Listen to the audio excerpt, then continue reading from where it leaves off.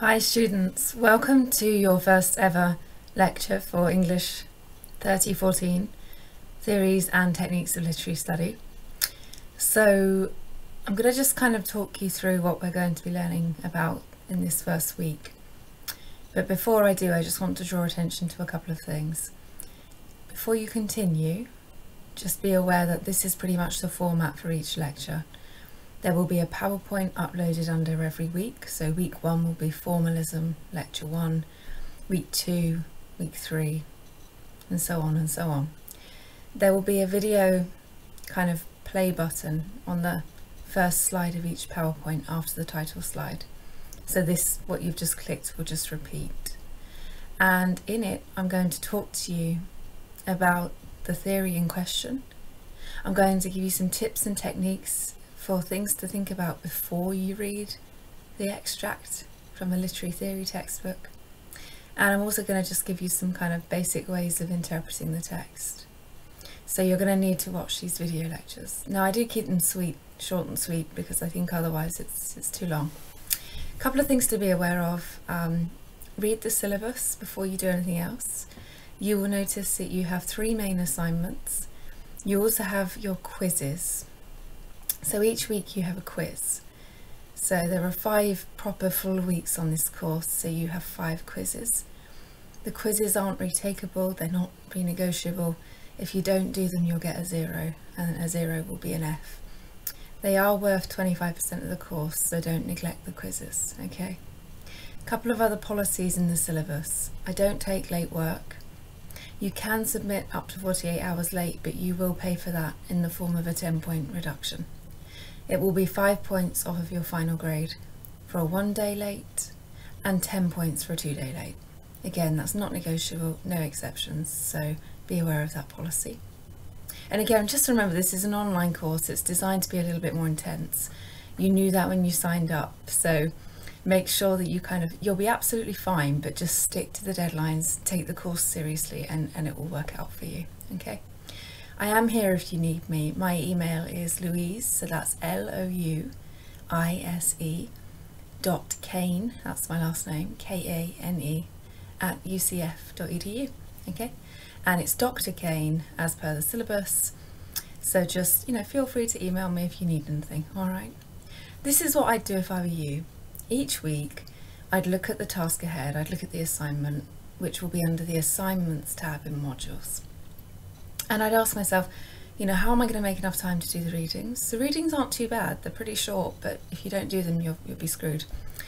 I would do the reading first, but I'd actually look at this slide on the PowerPoint to work out, what should I be asking myself when I do the reading? How can I actually make sure I'm understanding?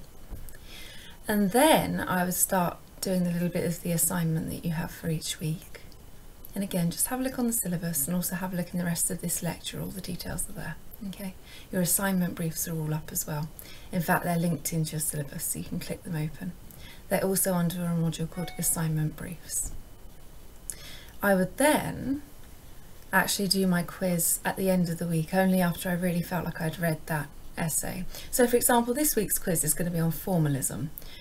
It stands to reason, and it's kind of obvious, that you're not going to go and attempt to do a quiz on formalism when you haven't done the reading. So don't rush the quizzes. If you have to do the reading twice, please do that, okay? So read the lecture. Lectures will typically be about 10 to 15 PowerPoint slides long. Should take you about maybe 40 minutes to do if you're reading them properly and watching this video. Watch this video on formalism, and then you'll see a little video pop up on other lecture slides. So do be aware, sometimes lectures will have little videos all the way through where I just guide you on the theory, because I think even though it's an online class, it's nice to have that contact, okay? Another thing to be aware of is I don't do online discussions. I don't think they serve a purpose, and I think it's just ticking a box, and let's be honest, it's annoying. You have to think, oh, have I done my discussion? Oh God. I don't think it's not, in my opinion, something that really helps for online classes. So I'm going to now talk to you about formalism, okay? I'm going to keep this nice and brief before we go on to the next slide. So, literary theory's always been a thing, shall we say. Aristotle, the ancient Greek philosopher, was one of the first people to pioneer literary theory. Around 100 years ago it became literary theory with a capital L and a capital T. So that was when universities began teaching it almost as a subject. In 1902 you could begin taking degrees in English studies. And of course when you're studying literature, people began to ask, well, how do we study this stuff? So a whole range of theories cropped up. Now in the beginning, theories tended to be not necessarily people saying, oh, I'm doing literary theory, but just ideas or philosophies. So for example, everyone's heard of Freud, you know, the well-known psychoanalyst, famous for interpreting dreams and pioneering the Oedipus theory, or the Oedipus theory, as you guys will say. He was one of our earliest literary theorists, but he didn't call himself a literary theorist because he was arguing things about psychology and psychoanalysis, but he was talking about them in relation to patients and people. People then began to say, well, let's look at literature through this lens. Literature is a study in human behaviour after all.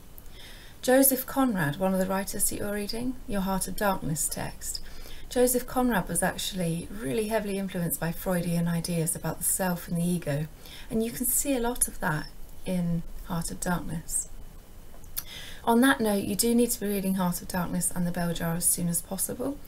We're not going to be going into sort of all of the novel in great detail, but I would recommend you at least know what it's about. You know, skim read the novel.